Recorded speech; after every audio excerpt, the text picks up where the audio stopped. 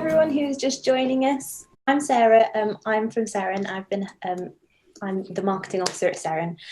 Just before we get started, I want to say thank you all for coming. We're recording this evening because we're going to put it up on our YouTube channel afterwards. So just so that you know that if anyone's not comfortable with that, then just please could you make sure that you've got your video turned off. But basically now I'm going to hand over to Mick, who is going to introduce Angela, and then we will get the launch of A City Burning underway. Mick, over to you. Thanks very much, Sarah. Welcome everyone. I'm Mick Felt and I'm the publisher at Seren. It's lovely to see so many people here tonight. So many people I don't know, but whose names I recognise from our website. Thank you very much for your orders. Your books will be with you shortly. Good to see some other Seren authors here tonight as well. And special welcome to Sean Best. It's been a long time, Sean. So, Kate Hamer said, Angela Graham is a brilliant new voice. This is literature that deserves to last.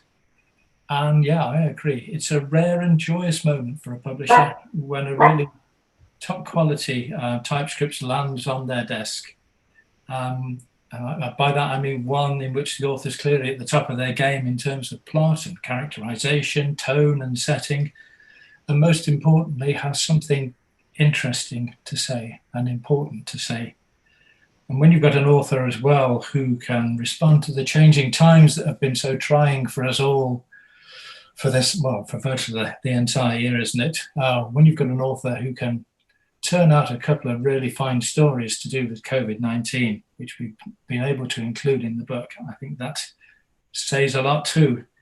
You know that you're going to be publishing a book which will be widely admired, I think, and will speak to many people about many things. And A City Burning is that book, and Angela Graham is that author. I know that we're in for a treat this evening, and I know that I don't want to stand in between you and the readings and the discussion with Phil George a moment longer than I need to. So I'm going to now hand over with great pleasure to Phil and to Phil and to Angela. Thank you. Well, hello, everybody. It's great to be here. Lots of that. And before we get into the conversation, I understand we have the video first. Is that right, Sarah? Is it all on standby? So we're going to see a video of Angela, which has been brilliantly made by the family production company. When you've seen a city burning, your own city, how do you respond to that? I grew up in Belfast during the Troubles and I saw my city burn. Every value, every relationship is put to the test. My stories are about people reaching that kind of threshold where everything has changed and they've got to decide what the next step is. The widow of a bus driver killed by COVID, a terrorist who's ambushed by falling in love, a clergyman who realises that his ministry has been driven by vanity and not by faith. Everything has changed and they ask themselves, how am I going to live in this new now, wherever it is they live? The north coast of County Antrim holds a special place in my writing. This is where my father's family comes from. It's at the very edge of Ireland. In my stories, characters are pushed to their edge, and the edge can be a dangerous place.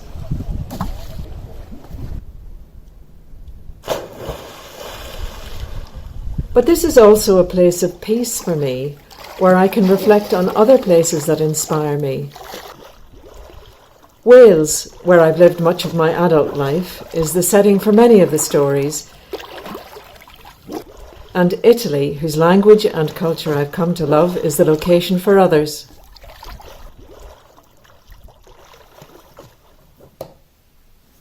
It takes time to weigh up the fragments of experience, to see how they fit together into something coherent.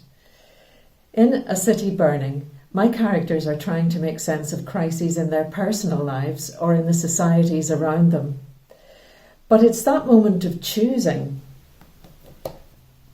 of how we react when everything we've been sure of is burning, That's what my collection explores.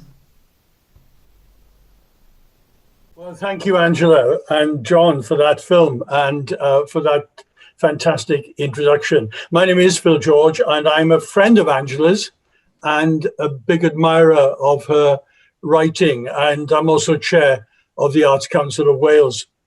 It's my privilege this evening to be here as a kind of representative reader, responding to A City Burning and talking to Angela about this extraordinary, assured, and richly troubling collection of stories that really gets under your skin.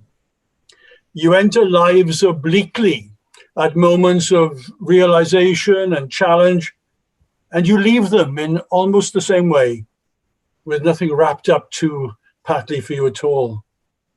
When more of you have had the chance to read it, I know you'll be buzzing with all sorts of questions and ideas. And there will be a few of these at the end of this evening. We're going to have some fine readings of extracts from the stories. And Angela is going to begin reading to us the opening story of this wonderful book, The Road. Angela, over to you. Thank you, Phil. Thank you. The Road. I made a film about it much later. I recreated it. Look, here, see? We're a static shot, a frame empty of people. We're at the dark end of a narrow, short hallway. The sun hits our two up, two down at the front most of the day, and in it reaches, but it can't quite stretch to this passage end and stairs foot. So it's from darkness that the camera looks out into the bright day. Summer outside, summer 1969, Belfast, East Belfast, where 96% of the inhabitants are Protestant, and my family are not among that number. Ahead, there is a tiny vestibule, and the heavy front door is opened back against its wall. You can see the straight path outside, a checkerwork of black and oxblood tiles, 3 strides long. A hip-high wall of smooth-faced red brick is tight against its left side. It ends at a mustard-yellow wooden gate. The matching terrace of houses opposite stands very close and towers in shadow. Imagine, in that doorway, the back of a tall woman. She's on the threshold, arrested in the act of sweeping the first yard of path outside the door. Her right hand is at the top of the long brush handle. Another woman beyond the gate has stopped and is speaking to her, to my mother. She has never stopped before. She's on her way somewhere as she has a coat on and a hat. I see my mother straighten up and the brush head rise to a standstill, her right hand perched at shoulder level. The beveled head of the brush shaft nestles into the socket of her palm. What does this neighbour stranger want? My mother, stalwart at the door, waits.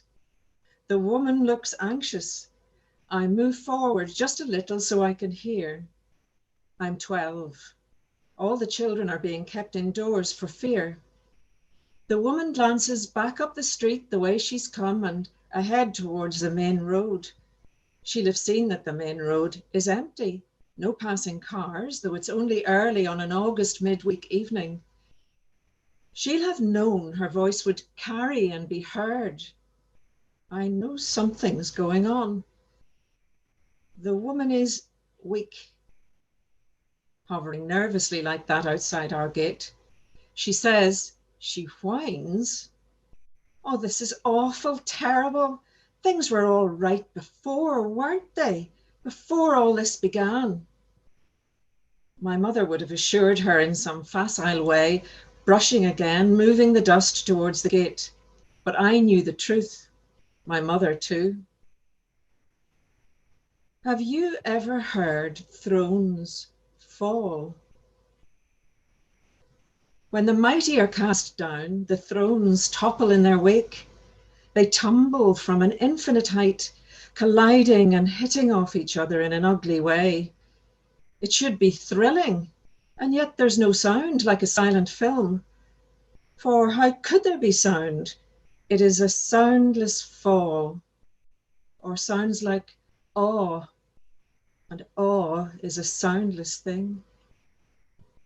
I feel as though I am deep inside a passage tomb, in a chamber that waits and waits while somewhere that fall unspools, for the moment when the times come right, and the sun steps to its vantage point and shafts the hall, striking the core with light. Then there's a bark of laughter in the dark, a whoop that echoes off the walls. The words leapt inside me, licking the walls like flames.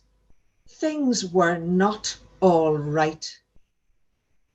What did she want us to say, that woman? Did she want us to tell her, you have no guilt.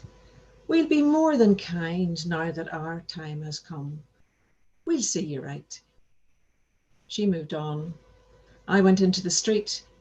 The sky, where the sunset should have been, was a weird orange rose colour, and a tree of smoke had risen, was rising, crawling upward against it. Something huge was burning. The city, west of us. Sirens trailed their tails across the evening air. Hurry, help me, save me, stop me. Each July the 12th I'd be kept indoors as the bonfires at every junction blazed to keep us Catholics down. But what's a fire now? Let them taste fear for a change. There's another angle I never captured. A first and then a second soldier was shot when I was 14. When I heard that 3 had been killed together, I felt a spurt of reasonable delight.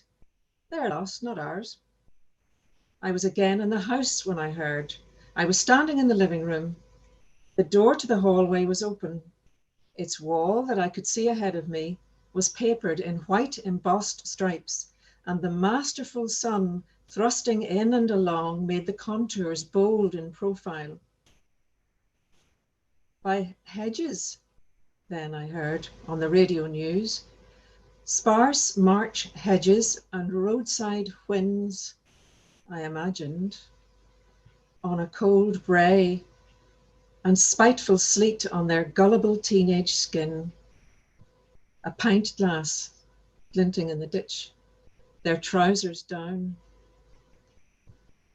If I'd touched it, the wallpaper would have been warm to the touch. It couldn't be right to be glad. I stepped into a humble road of cheap black tar, hedged either side. A child can choose.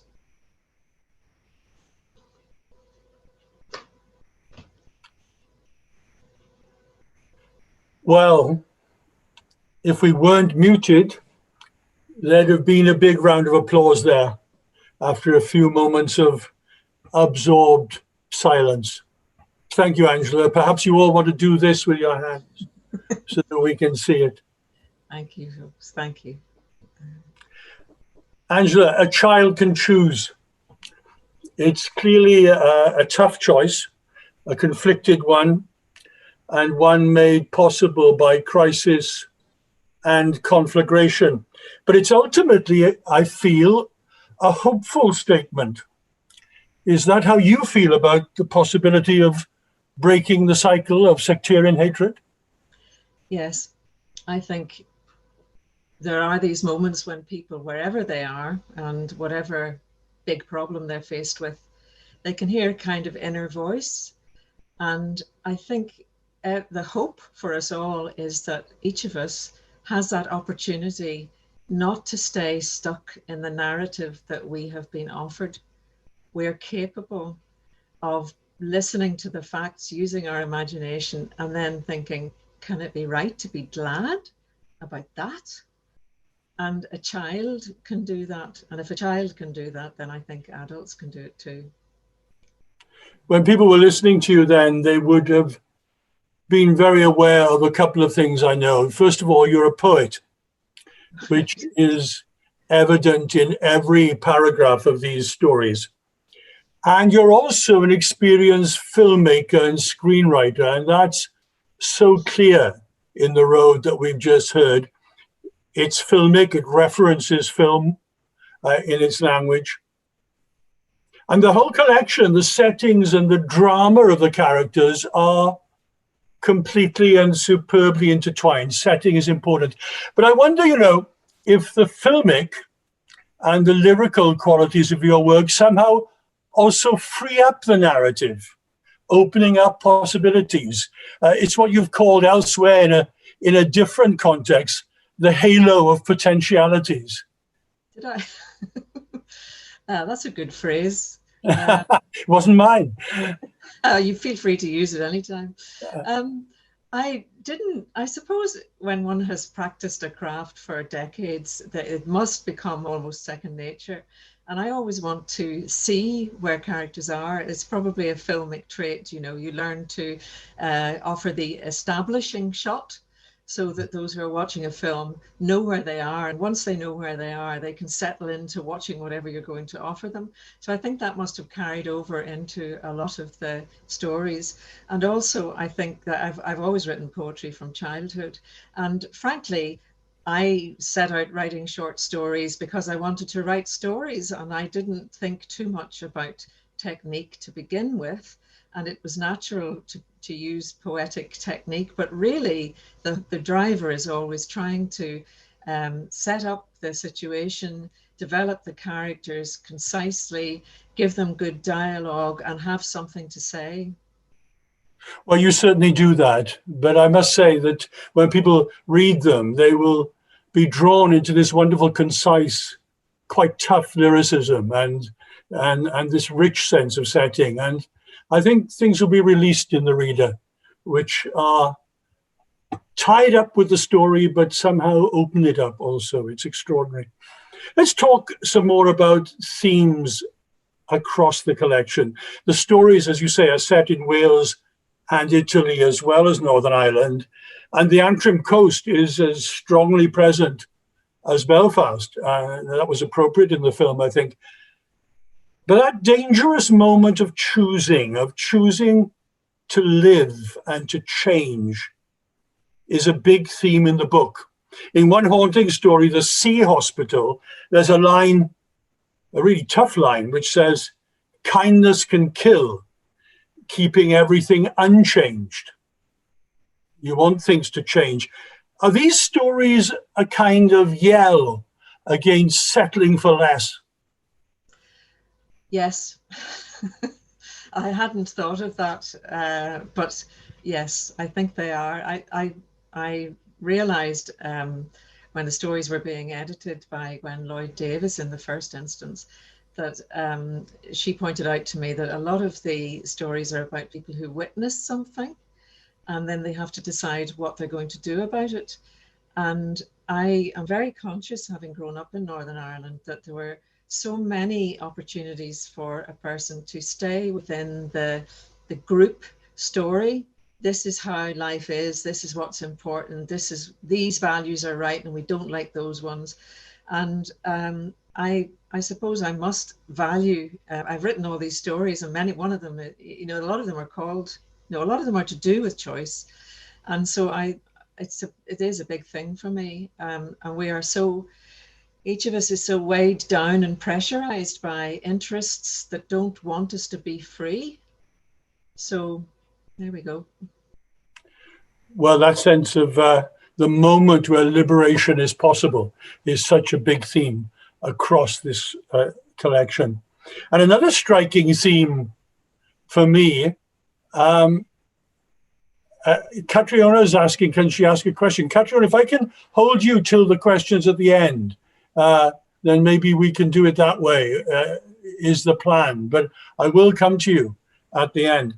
And I hope I'm not going to, in my response to Catriona, bear out my next point, which is that a striking theme for me was women asserting themselves against overbearing men, against patriarchy. And we'll see it in the next extract that we're going to hear.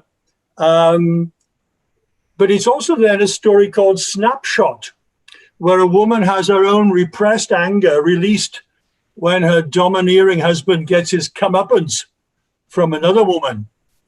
And it's there in a story called Saint, when a young female actor stands her ground against a self-righteous director. Now, when I mentioned this theme to you a couple of days ago, you were almost surprised.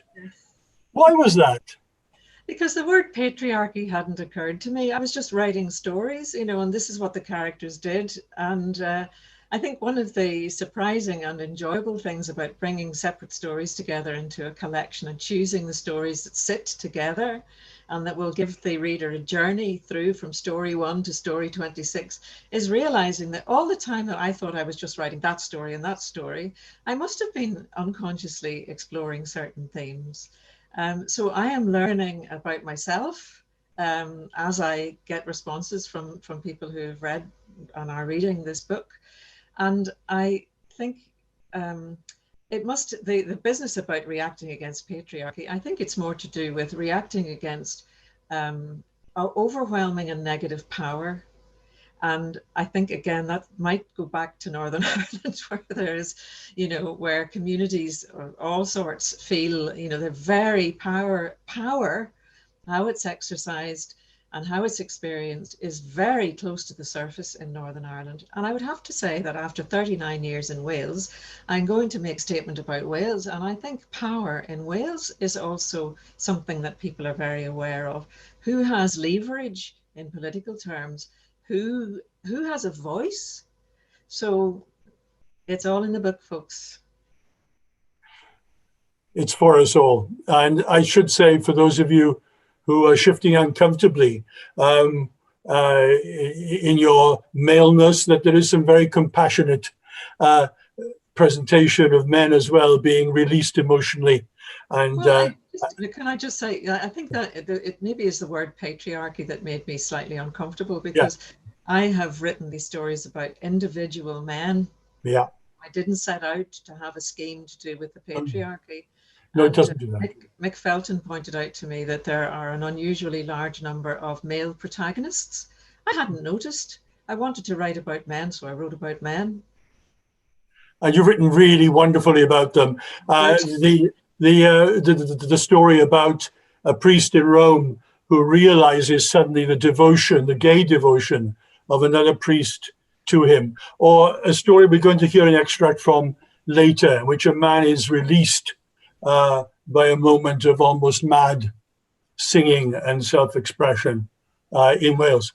We'll hear that extract later on. For now, Angela, thank you very much. Angela wanted you all to have an entertaining evening, and she wanted you, because many of you haven't had a chance to obviously read these stories yet, perhaps the majority of you, she wanted you to actually hear them and have bits of extracts from them read by different voices. And we're going to have the pleasure of 3 extracts which feature 3 countries, which, as Angela said, are crucial in this collection: Northern Ireland, Wales, and Italy, which is where we begin. Dr. Viviana Fiorentino is from Italy. There's Viviana there. She now lives in Belfast, though, and she's an award-winning poet in Italy. Her poems appear in the recent groundbreaking anthology, Writing Home, The New Irish Poets. And in 2019, she published a poetry collection in Italy, In Giardino, In the Garden, and her first novel, Tra mostri ci si ama, Monsters Love Each Other. It was also published in 2019. She's currently working on a collection of poems on migration, like Angela's poems and stories very much of the moment. Life Task, which we're going to hear an extract from, has been described by Stevie Davis and Niall Griffiths as a brief epic of suspense and reversal told in a minor key. It's a really extraordinary story. It's set on a station platform in northern Italy at the end of the Second World War. And an observer who has lost all her relatives in the conflict describes the homecoming of prisoners of war, men who have fought on the losing side. The train empties of its defeated cargo till only one relative is still waiting, a young woman. And that's where Viviana takes up the story. Thank you very much, Phil. Thank you very much, Angela, for inviting me tonight. It's a pleasure, an honor to be here tonight and read from Angela's book. She ran down the empty platform. She reached the very last truck just as its door was pushed heavily back. Two soldiers looked out, annoyed and embarrassed. One of them jumped down onto the platform, ignoring her roughly. He raised his arms above his head, and I saw him grip the handles of a stretcher. The other shouted at her to get back as they lowered a body onto the platform. A greatcoat slid off, followed by a blanket. The soldiers both hesitated, then walked away, pulling out cigarettes. One of them glanced back briefly, and his resentment was clear. She stood, looking down. Her gaze moved the length of the stretcher and back. She made a sound. That's all I can say. The body on the stretcher had no arms and no legs, and the face was busted. I think he knew she was there, precisely because he kept his face turned away from her. He wasn't even in uniform, but in a dirty nightshirt. He looked grotesque and ridiculous, and he stunk. She stood with her empty hands held out a little from her body, getting the measure of him. She whispered his name. Then again, as he didn't react, she knelt beside him. "It's me," she said. Nothing. Leaning closer, she said, "It's you." He opened his eyes, but didn't turn to her. "It's you," she repeated, and she kept saying this till he moved his battered head to meet her gaze. What a lucky man. No one had ever looked at me with such love. I found my own eyes wet. She put her lips to his ruined face and then leapt to her feet and bowed down the platform. "Come back here! Come back! Help me! Bring my husband home! You bastards!" The soldier hurried towards her, and she left the station ahead of them like a queen, with her consort carried behind her. I want to be seen like he was. That was my thought. I looked at the ugly train, the tawdry bunting, the station vacancy. How would she see them? I set myself to learn. Thank you. Grazie, Viviana. Thank you very much. I want to be seen is another of those lines from the book which stay in your mind and which echo and resonate through many of the stories. And now to our next reader. Liam Logan is from Dunloy in County Antrim, Northern Ireland. He's one of Northern Ireland's leading exponents of Ulster Scots. He is a writer, broadcaster, television and radio presenter, and a filmmaker. And he's been making programs in and about Ulster Scots for almost 25 years for the BBC and others. He's written 2 prose books about Ulster Scots and recently published 9 Rhymes, a book of Ulster Scots poems. It's a language which is spoken in parts of the 9 counties of the province of Ulster. Liam is going to read from Costeering. It's a powerful story of becoming, a story of self-acceptance, told from the point of view of a woman swimming with her co-steering instructor as she explores with him a rocky coastline. And speaking to her in Ulster Scots, he realizes that they have reached a spot which has some really upsetting emotional connection for her. Liam. I love that belly flop, Angela, in your film. Very enjoyable.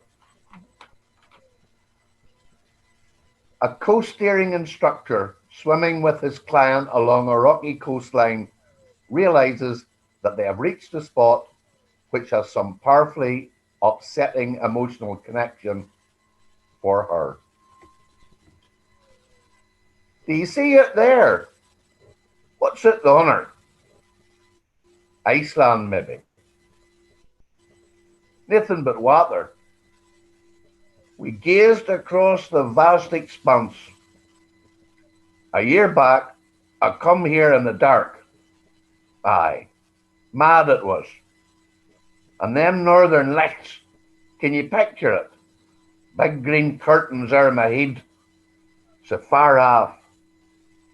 We should be going in, but unless you be agin it, we could take a wee down round to the end. It'll be a while or ever you get out this length again. Go you on to the next wee bay. Let yourself in, and I'll be with you before long. She was chilled from standing, tears on her face. The salt gets in my eyes, she said. Aye, it does that. Before we go back, I just want to remind you of the basics. Credit the water to haul you up and mind your breath. She turned surprised. If you weren't to draw breath, what hope would there be? And credit the water, or you'll wear yourself out threshing and thrashing. She gazed at me. Was that it? Breathe, believe. Are you further sure? I asked briskly. She nodded. Do your part, not more, she said. Only looking back, do you see how far ye come? We're at this 3 hours. Will you bring me here to see the northern lights? She asked suddenly. You'd venture that? Aye, I will. I will surely. That's it. Congratulations, Angela. Many thanks, Liam. Wonderful, wonderful to hear the sound of Ulster Scots and to hear it in the context of literary fiction. Fantastic. A real treat.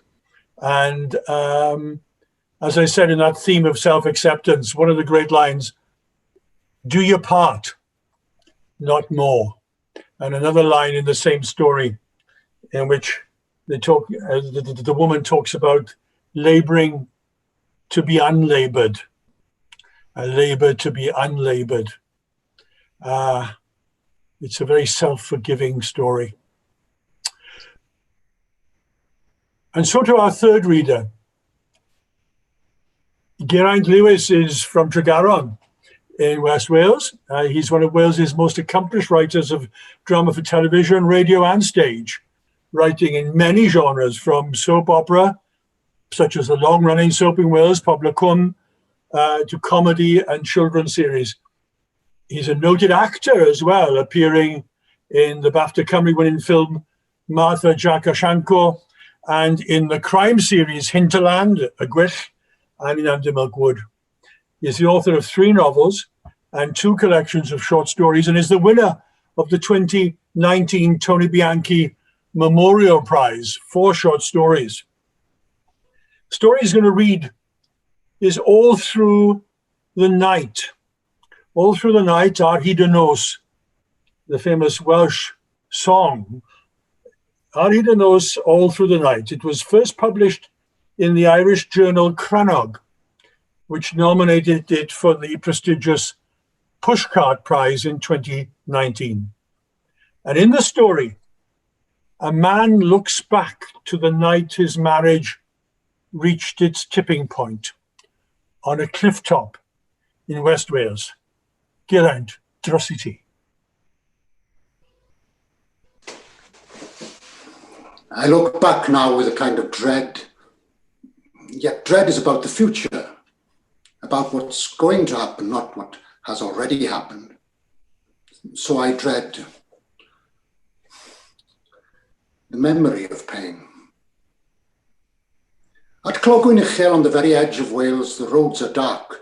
Some of them are tracks, really, and the stars sort of spread themselves out overhead, display themselves with a careless glamour, or like something much more homely, like sugar spilt across a slate. But up there, up above, the stars. Some flung themselves down the sky, mad bastards. Most looked on in a dignified way, blinking mildly at this recklessness. And I thought of the song, its beautiful tune. Holl am rantair ser ddywedant ar hyd y nos. Ar hyd y nos, all through the night. Nothing like the crappy English version. Sickly sweet that, and boring.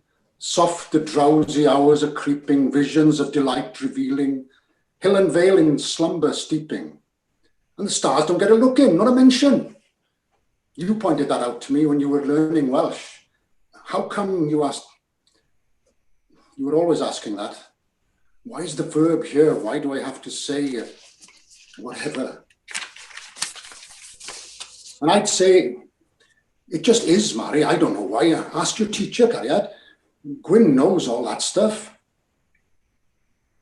Yes, he did, didn't he? Holl am rantair ser. Amrantai. Such a great sounding word for such a workaday bit of us. Our eyelids. All the eyelids of the stars are saying. Eyelids speak. Oh yes. They shield or conceal. They widen to reveal.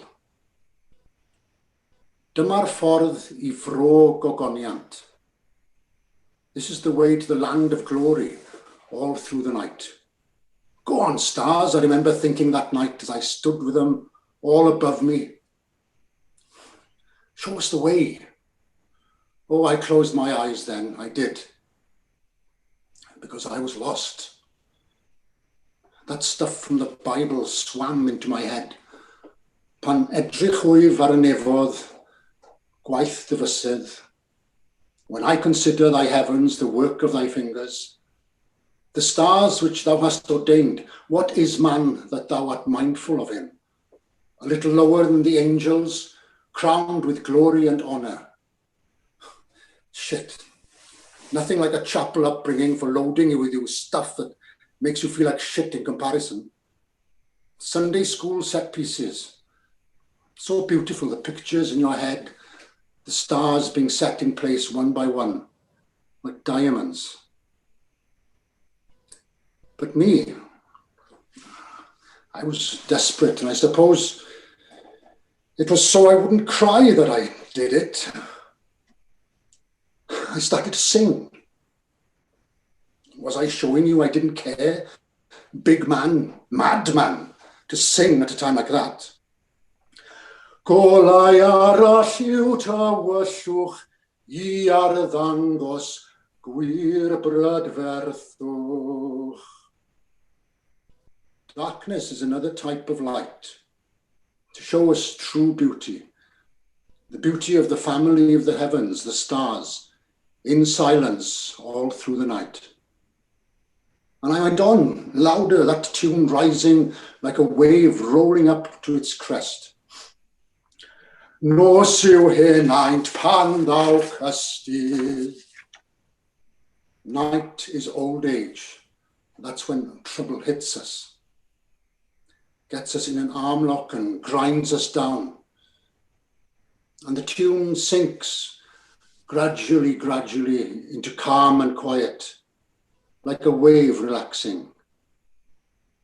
Dark night is coming, it tells us. Our youth is dead. I couldn't roll with the blows so well. A man in my middle years, nothing special. Ond I harddi dinau hwyrdydd. But to make ourselves and our day's end beautiful. To have something, at least something, to hold on to. Rhoning golau gwan in gilydd. Let's put our fragile lights together all through the night. I couldn't help it. I couldn't help it. I just cried. I thought you'd always be there, see? Ar hyd y nos. I stood out there and I cried, and I knew you were watching me. I couldn't stop. The next morning, the stars had gone. We were still there. Our fragile lights together. Our lives are brief and hir yw'r nos. Night is long. Thank you for the invite to read, Angela. Llongyfarchiadau mawr. Oh, thank you, Geraint. Thank you. Diolch Geraint. Ti'n Seren, you're a star. It's been a joy hearing those three extracts, and thanks to all three of our readers. And when you go and look at that story for yourself, you'll hear what the woman's response was to this mad moment of self-expression, self-forgetting, abandonment by the man. It's a wonderful story. Angela, those stories, those extracts show your terrific gift for voices and registers of language. But in a way, good fiction's always, I guess, a kind of ventriloquism. Was it exciting for you to move beyond the autobiographical material in these stories to become someone else? Yes, I was writing fiction. Can you hear me, by the way? Yes. It's fiction. It's not autobiography. You know, if I was writing autobiography, I'd write an autobiography or a memoir. So there are bits of me in all the stories, and they're all not me. Yeah, it is exciting because I've always been very curious about what motivates people to do things. You know, why did so-and-so do that and not what I might have done? So writing short stories gives one a marvelous opportunity to inhabit other lives. Which is part of the imaginative challenge you give everybody in the collection when we're choosing, as you said earlier, to empathize and to imagine life lived in somebody else's shoes as you confront your own feelings and your own anger or whatever emotion. A final question from me before opening out to one or two other questions from others. It's a question about the title of the collection, A City Burning. Now, given that so many of the stories are not set in Belfast, where the volume begins with a city burning, the three extracts we heard not set in Belfast, why did it seem to you to be the right title for the whole collection? I realized once the collection had taken its shape that I had a certain expertise. I couldn't deny it. I was shocked by this discovery that I seemed to know a lot about people confronting very difficult choices. And I thought that the image of a city burning is something that is a universal, you know, hopefully, you know, one hopes that people have not experienced a real city burning.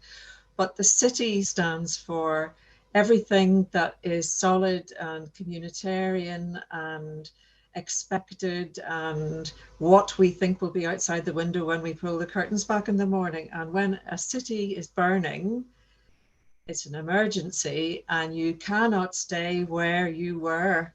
You've got to make a choice about something. And it just seemed right to me. There isn't a story in it called A City Burning, but I have a feeling also that we've seen, if we haven't seen our own city burning, we have seen somebody else's city burning through the media in some other part of the world. And we sense what that might mean to have everything collapse. So we've all seen the cities of our own certainties burning. Yes. Thank you very much for that extraordinary insight. And now, I'm afraid not for very long before the end, because we're going to wrap this round about 8 o'clock so that you don't all get tired. But we've got some questions from other people. And in my slightly bossy way earlier, I put off Dr. Catriona Noonan of Cardiff University, who's got a question for us. Catriona. Hi, Angela. Hello. Great evening, and really enjoyed the reading and everything. Just very quickly, one of the things you talked about was inhabiting other lives, but what I'm really struck by is how you've inhabited other languages. That the phrase, there was a couple of phrases I took down there about Cariad, and I will surely, and the kind of East Belfast accent, and I was wondering, what's the challenge for you as an author of inhabiting different languages, not just different places, but different dialects, different accents, different languages? The challenge is enormous, because in order to write a character who is speaking a language that isn't mine, it requires a huge amount of work. But I think my background in television, and particularly in television research, I learned a long time ago that well, I don't want to make something on my own, that I might put the words on the page, but there are so many people behind every use of another language. Liam Logan, for instance, and other people who have given me their expertise and their insight. And that's actually one of the most pleasurable bits of working outside the language that is my everyday choice. It's thrilling, it opens my horizons, and it's a really bumpy ride too, because you want to get it right. You are an extraordinary fluent Welsh speaker, of course, which is part of the story and the journey that you've been on. And I have another question. I obviously I can't see all the faces of the many people gathered here, but I have another question from Conleth Burns of County Antrim. Conleth, are you there? Hi. Angela, your book is about a series of reactions to moments of change. In writing this, you switched from media to a book of 26 stories that are all made up. How did you react to that change? I absolutely loved fiction, because I've been a documentary maker for a very long time. And as a documentary maker, one's job is really to enable the subjects in the documentary to express themselves as well as possible.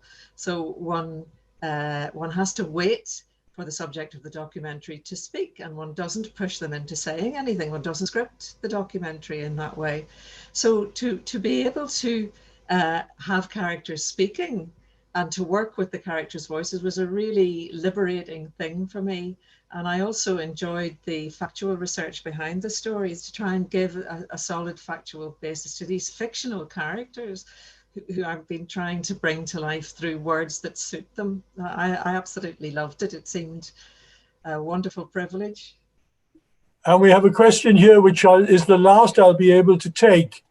And it's from Deborah Perkin, who's saying that you seem fearless in confronting trauma. Were there any moments of choice change that you couldn't face writing about? Yeah, probably. I suppose I tend to get sick if there's something that there have been 3 major times in my writing life when I have put in a great deal of work, maybe made a big piece of writing, and then I have just got sick again and again and again. And I have just learned that must be the fact there's something I have not at that point been able to digest. So I just stop.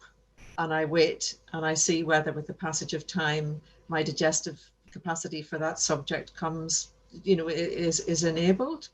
And I think that's a slightly scary experience as a creative person.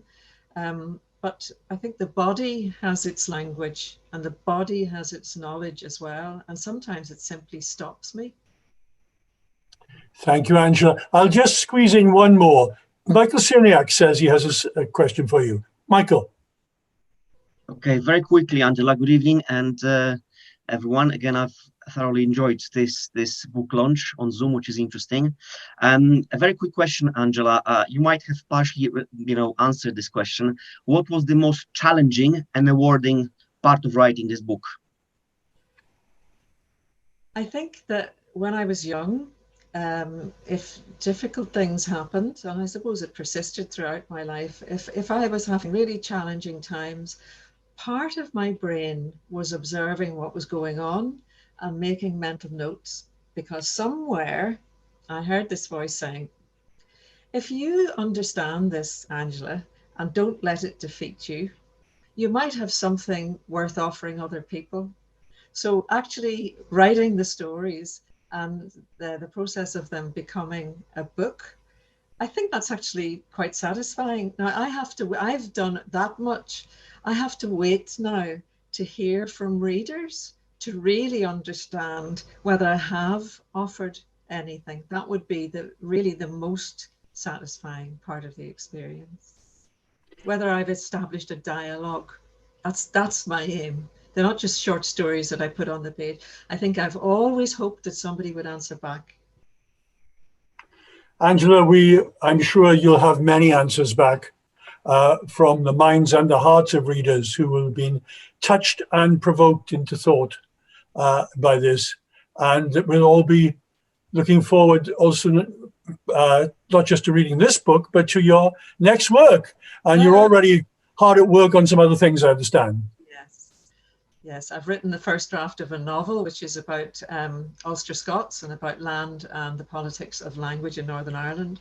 And I'm just about to finish a book of prose and poetry on the house in which I grew up in Belfast, which is another way of learning the language of the community in which I grew up, which was not my own metaphorically. And I was very pleased last Friday to be given a grant from the Arts Council of Northern Ireland towards the collection of poems on the subject of sanctuary.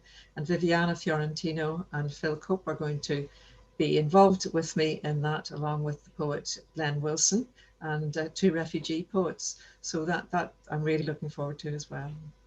Fantastic. We all look forward to those books. I'm going to finish my role this evening now, and I think it's the right thing for us to hear, last of all, from your publishers, from Seren, and I don't know whether it's Sarah or Mick, who are going to wish you all good night. And my thanks to Angela for her wonderful, open-hearted and insightful responses. Thank you very much. Thank you, Phil. Thank you, everybody. Thank you very much. Thank you, Phil, for leading this evening. It's been a fascinating conversation. And thank you to Angela. We're very excited to be publishing this book. So I've been putting it in the chat, but it's available in bookshops UK-wide and also on the Seren website. So keep an eye out for it. Obviously, bookshops in Wales at the moment are closed, but many of them are still taking orders over the phone. So just reach out to them, really. Mick, is there anything that you wanted to say? No, I think just to add thanks to Phil for leading it, and to all the readers, and especially to Angela for entrusting it to us and to publish, because it's I think it's a really fine book, and I hope it does really well for her.